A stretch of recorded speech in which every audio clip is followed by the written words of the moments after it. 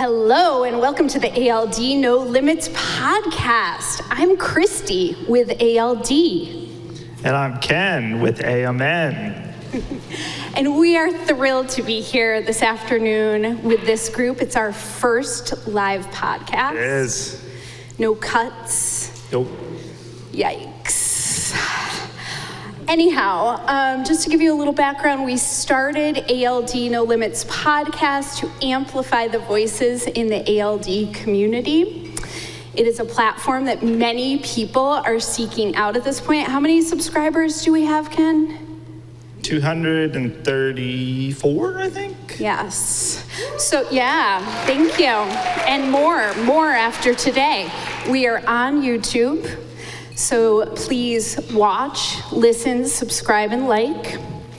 And we're excited to get started today. So a little bit of background about me. I am the mom of 2 kiddos with ALD. My son is 5 and was diagnosed through the newborn screening, much thanks to the work of Elisa and Miranda and ALD Alliance. And my daughter is 8 and also has ALD. And I am the youngest of 3 brothers, all with ALD. We hit the ALD jackpot. That's not a jackpot you want, but there is that. But yeah. So enough about us. Our special guests today are Sherry and her daughter Miranda. Welcome to ALD No Limits.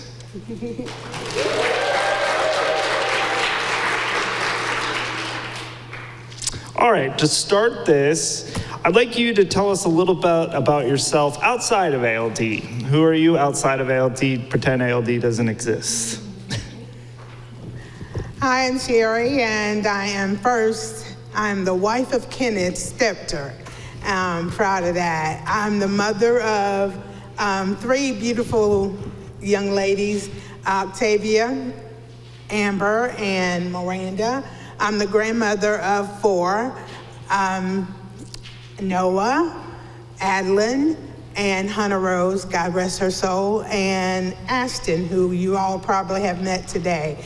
I'm a member of the United Church of Christ in Holly Springs, where I do work with my mom, Victoria, and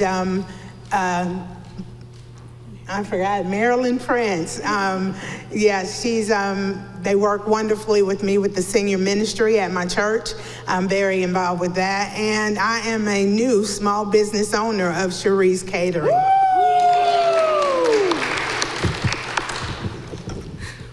I am Miranda Judd. I am 30 years old from North Carolina.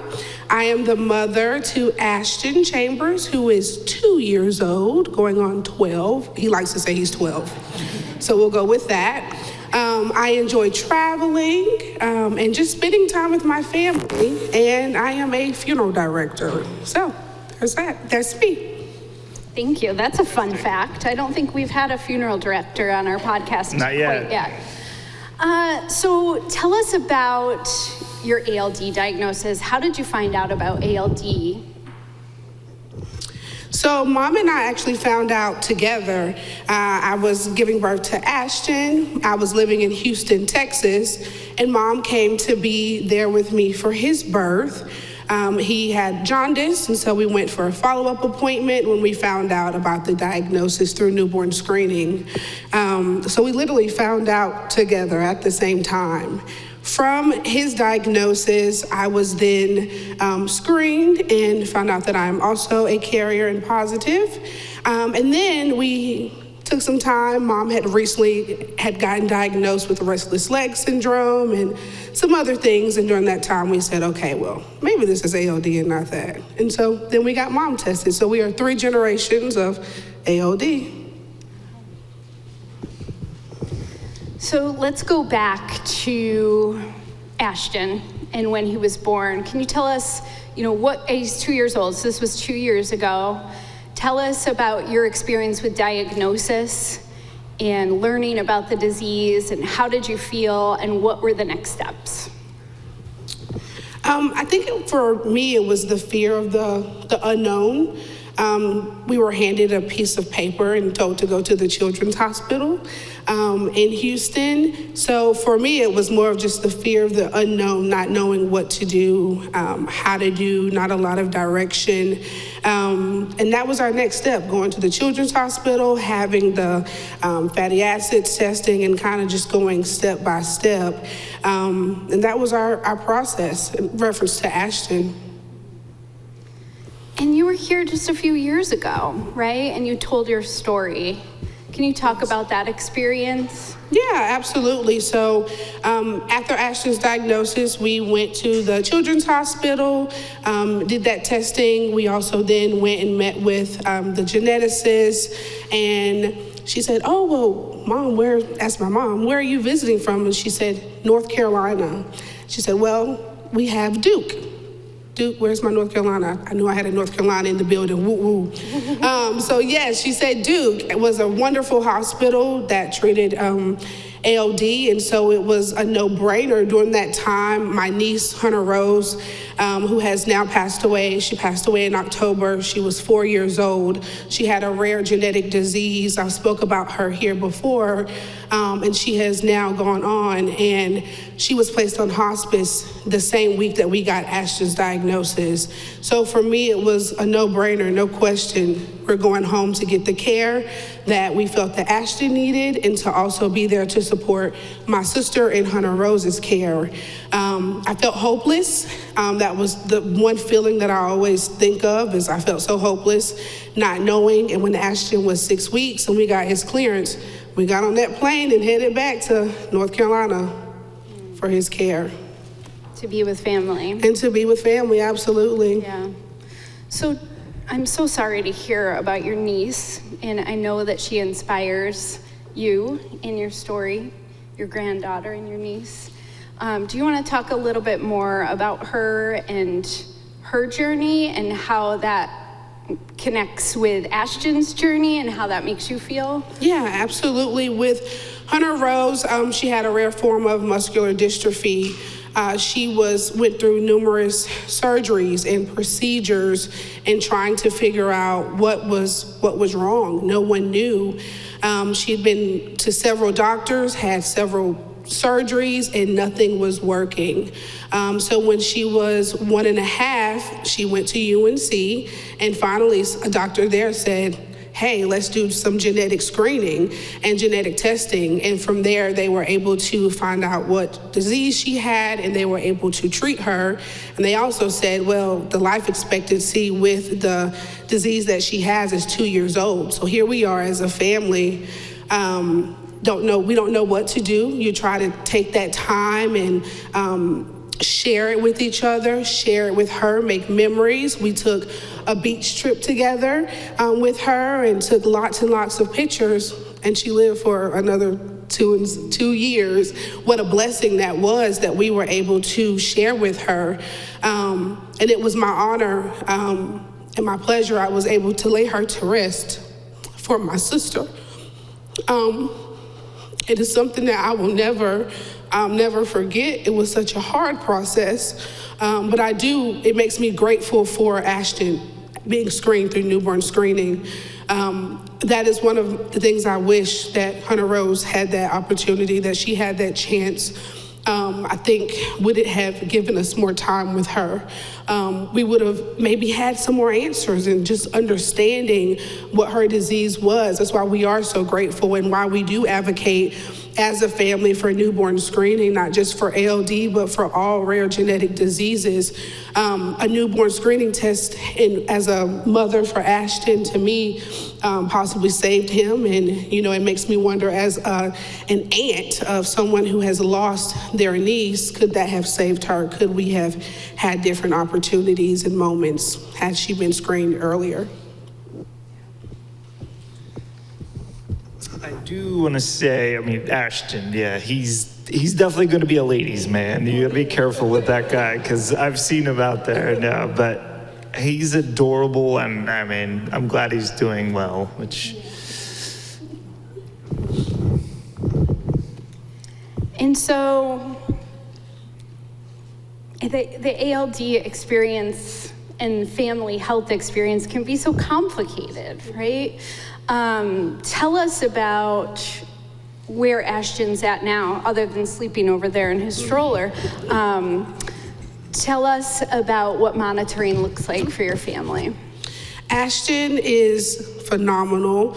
We had a little speech delay, and so we started doing speech and play therapy. He was in speech for 3 months, and they're like, Miranda, he's fine. He's talking up a storm. Now he talks so much.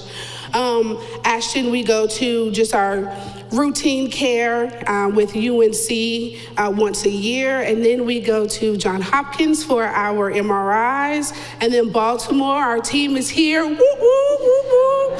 They're here. We just saw them last week for MRI, and so his care has been phenomenal, just the experience that we've had going to Baltimore. I was saying earlier, it's been smooth, trying to just any questions that we have, they're answered. Being that we are in North Carolina, we do utilize like MyChart a lot. And so it is nice having that confidence of knowing that any questions that we have, we can do a MyChart, we can do a call. As a parent, where I first felt like hopeless and didn't know what to do, knowing now that I have a phenomenal care team for him, and making sure that he gets everything, the extra tests, the little tests, I mean, it's okay, I talk loud. You know, what a blessing that is. So Ashton he's all clear. He knows how to count to 20. He knows how to spell his name. He knows his ABCs, his colors. He will be starting preschool in September, right behind my job. Can't let him get too far. So we're just excited about the future for him and his health. Love it. Oh, love it. All right, so let's talk about you ladies and your health. So Sherry, you were diagnosed fairly recently, is that right? So you had some other health issues, you didn't have diagnosis, and then you were confirmed to have ALD. Can you just talk a little bit about your story and the diagnostic odyssey? I think when I was first diagnosed, I felt a lot of guilt. I felt that I had passed on something to my daughter and my grandson. So I felt guilty for some time. The difference for me is being diagnosed with cancer, there's hope, that there's chemotherapy, there's radiation. And when I was told that I was diagnosed with ALD, and I was like, well, what do we do? What is the treatment? You know, what can I do? And I was pretty much told, well, there's nothing. We really don't know a lot about it. And the doctors that I were going to, they were diagnosed me with restless leg syndrome, all kinds of things. So I felt that I didn't know what to do. I depend on Miranda to kind of give me the information that I need to get. It's just very hard, the not knowing. I wake up in the mornings, and some mornings I can barely get out of bed. As the day goes on, the more I walk, the better it becomes during the day. There's some hard days. There's a lot of hard days. And I just pray and I have faith that one day, whether I'm here or not, there's going to be a cure for ALD and a lot of other rare genetic diseases. Amen.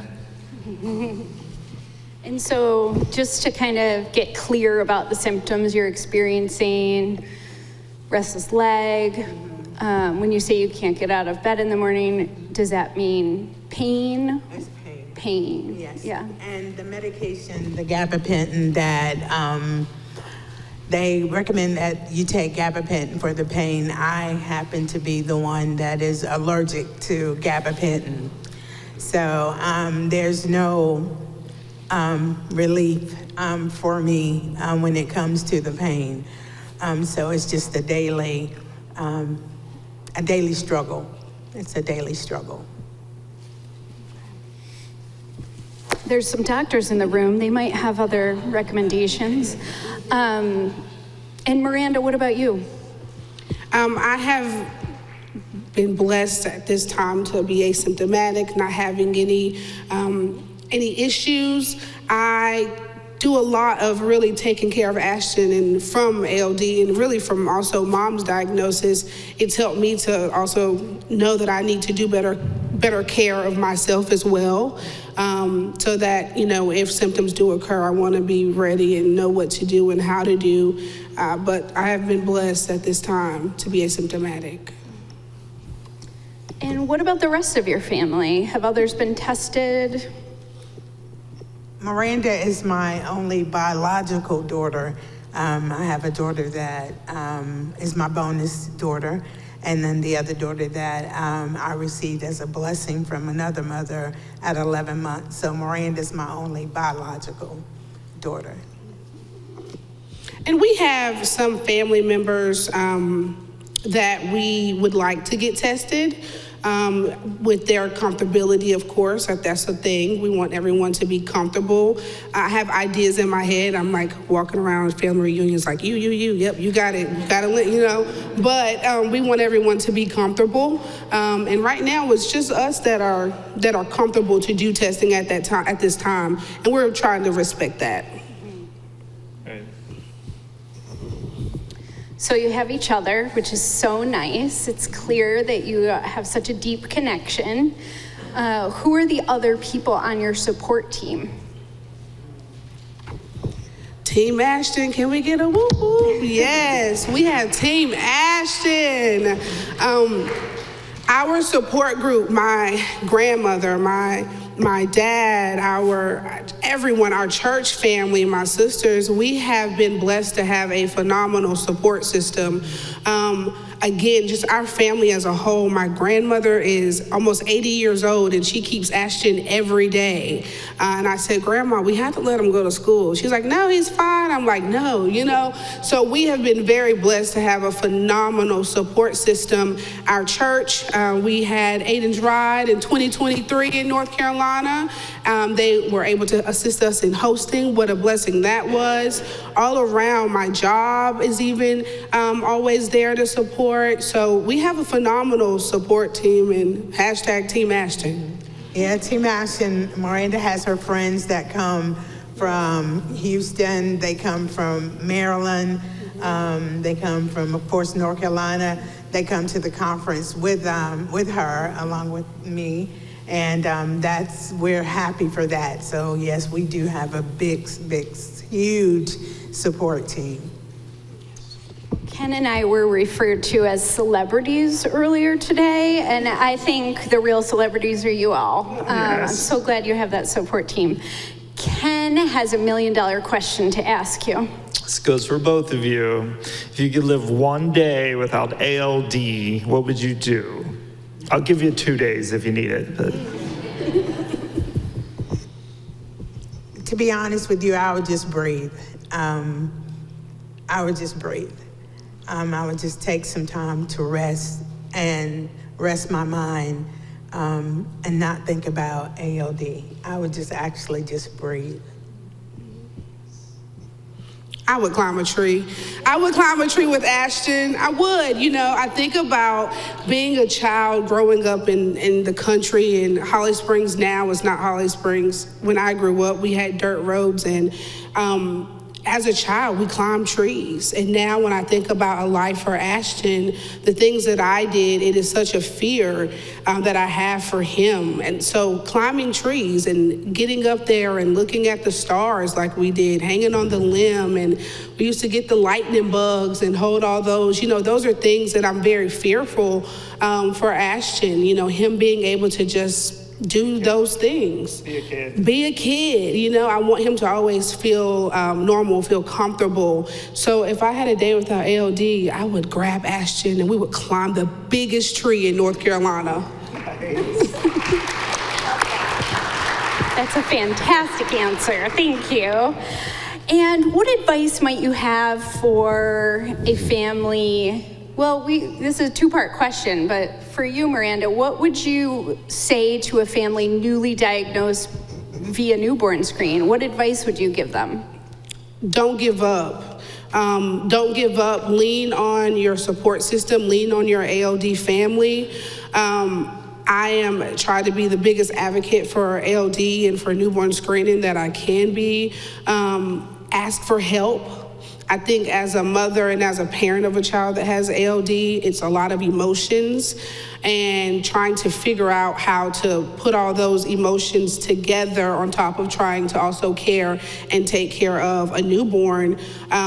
So I would definitely say ask for help, and be honest with your family and with your people around you if you do need help. That would be my advice. Don't give up. Advocate for your child.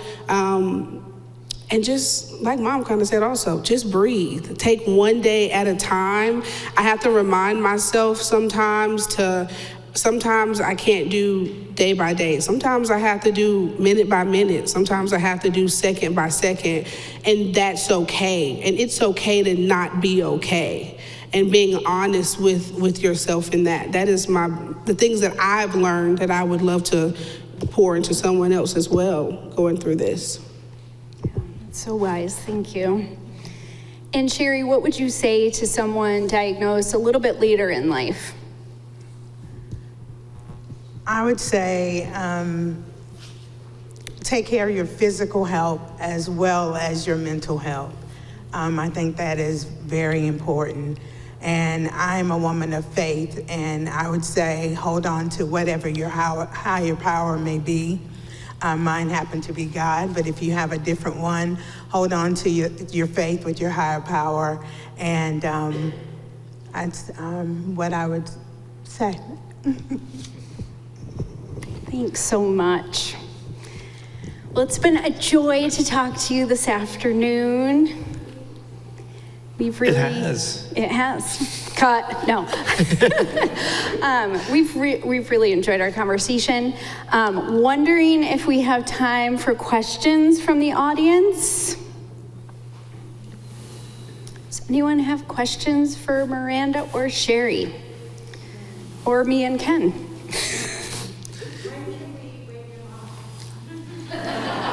You can answer that. Please don't. Please don't. I've had him all day. You don't That's what I said. Please let him. You can wake him up. We're gonna pack his bag and take him on there. Oh, there's a question.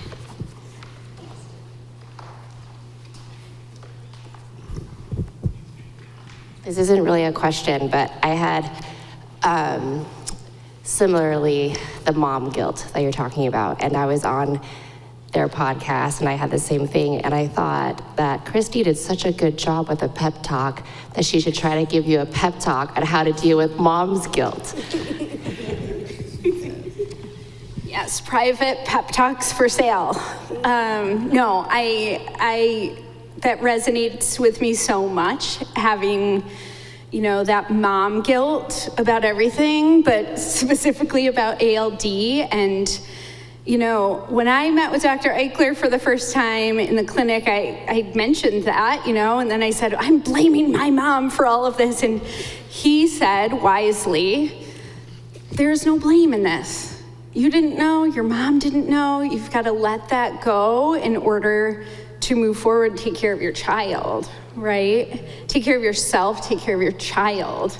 And guilt is just, it's just blocking you from other things, from experiencing joy, from experiencing gratitude. So, as best as we can let go of guilt, the better off we'll be, right?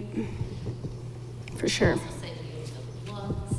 Oh yeah. I said this to somebody else with a baby here today. I said, Dr. Eichler also told me that people with ALD are really good looking, intelligent, funnier than other people. And so, you have a mutated gene, but you have all this other stuff too. So all of us with the ALD, we've got those good qualities too. We are special, right?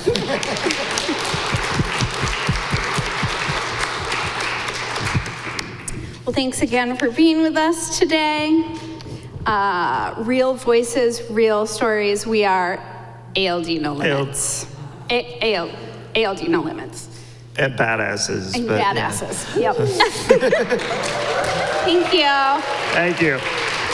Thanks, ladies.